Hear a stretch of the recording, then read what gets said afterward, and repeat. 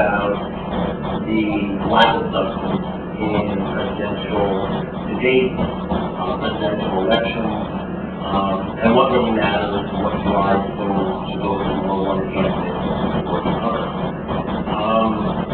Unfortunately, early on in this election, I believe it was Steve Schmidt, the campaign manager of John McCain, I could be wrong, I know it was somebody from the campaign, who said that this election is not about issues. It is about image, it's about more emotion than anything else. And I think this is probably one of the reasons why the McCain campaign has been faltering, and the Obama campaign has been picking up so much support, even in places like Virginia, Ohio, even West Virginia, which is now considered by a couple of pollsters to be a battleground state.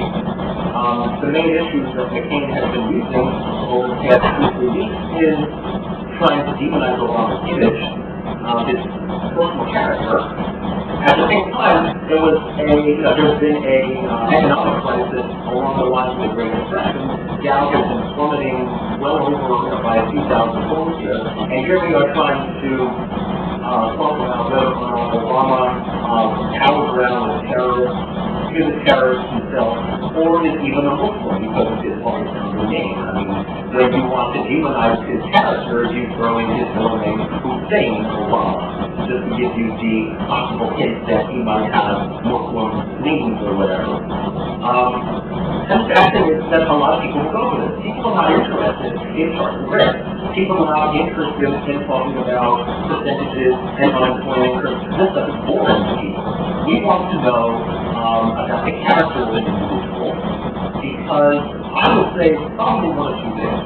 The first, whoever gets elected to office, whatever they say in the campaign is largely put on the sideline for what reality dictates the president needs to do. I think foreign policy is pretty much going to be the same.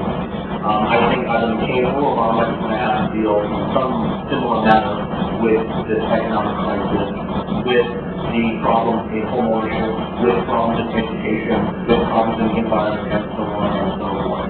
So whatever they really say in the campaign, some people assume this is really going to matter for city council.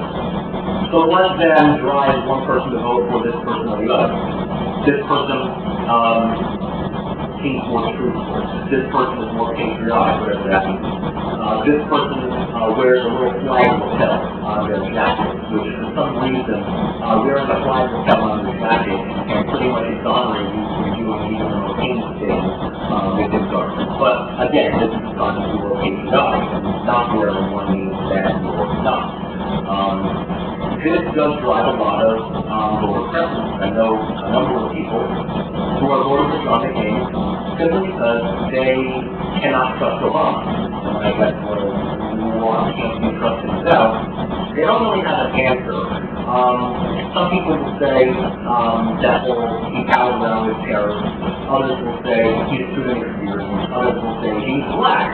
And that's just something that they just don't want to have happen. I go so far as to say that one of the best criticisms that you can level against Obama, which very few people are doing, is that he is a product of the daily political machine in Chicago. And he got his start by using the same insider tactics that characterize domestic politics in Chicago, which is one of the most corrupt cities in the country. Nobody's saying that because nobody knows who Mayor Daley is.